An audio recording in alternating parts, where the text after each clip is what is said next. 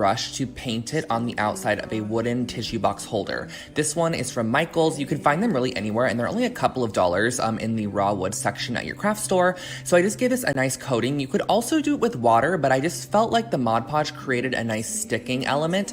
So I was able to really layer up the concrete on the outside and let it dry in between each layer to create a perfect cement tissue box.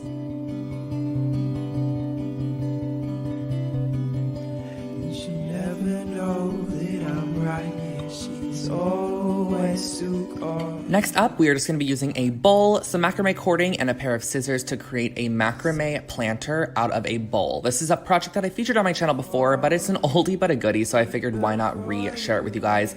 This one is really great. So I started off with 8 6-foot strands of the macrame cord, and I tied them in a knot at the bottom and then separated them into 2 strand sections, almost in a plus sign. And then what I'm doing is creating a first set of square knots in all of these strand sections. So in one strand section, I'm doing a square knot, and a square knot is right over left, left over right.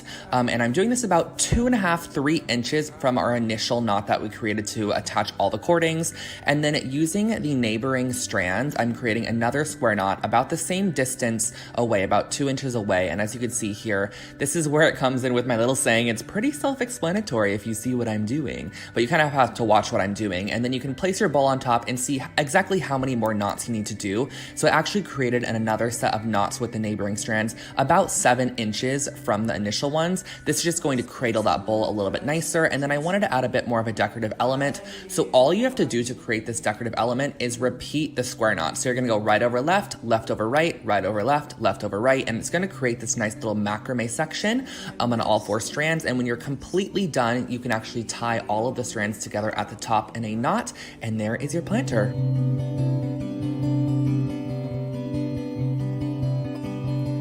This next project is a super cute way to display your Polaroids or pictures. I'm just using some clay, some gold leaf, and a paintbrush. So this is the Fimo Soft Clay, which is just a nice, soft, malleable clay to work with from the craft store. And I'm starting by taking about 1/4 of the chunk of clay, and I'm just massaging it in my fingers.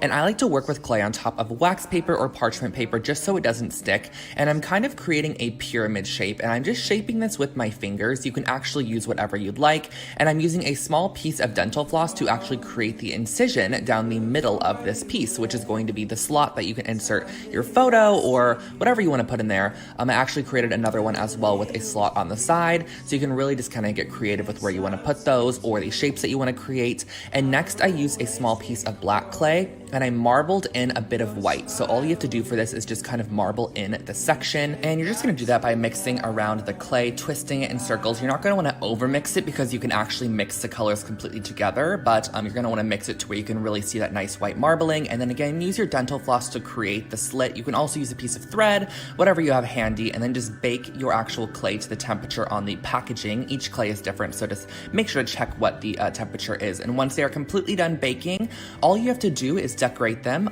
For some of them, I just taped them off and added a bit of gold paint to the outside edges, and then I finished them off with a nice coat of glossy Mod Podge.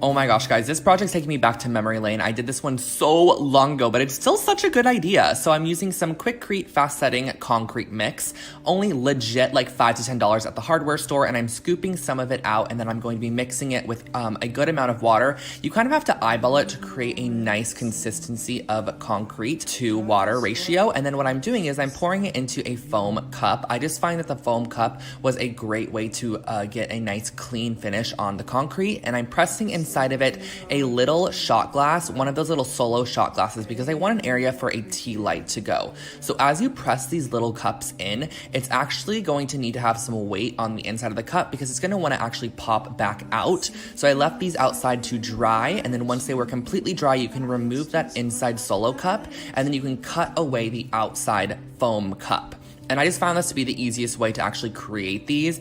And they legit look like they cost so much in the end, but they were actually super, super affordable and easy to create. I went in with a bit of sandpaper to sand down any rough or harsh edges. And then I also did do a little bit of painting. I used some painter's tape to create a nice little like silver chrome effect on these. I love the way they turned out, but you can also do this with a color. You can do it with a white or a cream to create kind of a farmhouse vibe, whatever you want to go for. But these are your finished off little tea light holders. You just love to do, and I'll always get caught. Okay, now we're getting into a bit of woodworking, and typically I would leave this to Rachel Metz, but I guess 2.5 years ago, I just decided I wanted to do it myself. I was feeling ambitious, and it's also so weird, you guys, to see myself without tattoos, like look at myself. I was a little pure innocent child, and now I am just...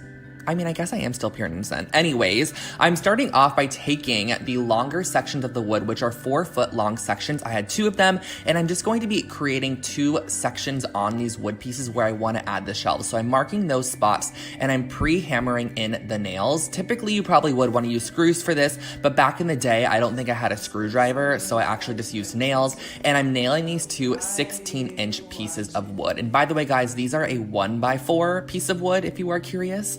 I think they're like a piece of pine or something, but I'm just creating a leaning shelf that was super, super affordable to recreate. It's just gonna hold some minimal items on there, so it doesn't have to be too secure. I feel like that wasn't the best voiceover, but I think you guys kind of got the idea. I just hammered the shelves in there. There's no place on earth I'd rather be than right here. Clearly, I loved concrete, but this project actually turned out amazing. I still own this to this day. So what I'm starting off with is I'm mixing up some concrete mix in a bucket, just same as we created those tea light holders earlier to create a nice consistency. And I'm actually pouring it into like a Quaker Oats container, or not even Quaker. I guess this is an off-brand oat container, but it worked perfectly. So what I'm doing is I'm putting inside this paper mache cone, which I got at Michael's. I'm not sure what it's meant for, but once it is completely dry, you can cut away this cardboard element, and you can really use anything to mold concrete as long as it is easily being able to be cut away. You don't want to use like a hard plastic or something because you're not going to be able to get it out. And once you're done, this is going to be creating a bottom heavy cement holder to display your jewelry on. Straight back to life. For this last project here, you are looking at a viral Pinterest project, you guys. This, if you search this on Pinterest, if you search minimal room decor, literally the photo of this project comes up absolutely everywhere. It's crazy, and it's simple. So all I had to do was I got 3 different Dollar Tree little vases, and I cut off a little bit of hemp cording, wrapped it around the neck of the jar multiple times, and then also left a long tail, which I then created a loop for hanging. So this is kind of what it looks like. You just wrap it around the neck of the jar a couple of times to kind of give it a rustic look, tie off the excess, and then I liked to stagger the lengths of the actual string that's going to hold this to the wall. So I did it to 3 different vases of different sizes, but you're going to want to make sure that your kind of glass vase has a lip on it, and then you can go ahead and stagger them on the wall as shown here. You can input your plants. I just used some faux ones for this project. Super, super cute. You can put them in there and change them out whenever you please, and that finishes off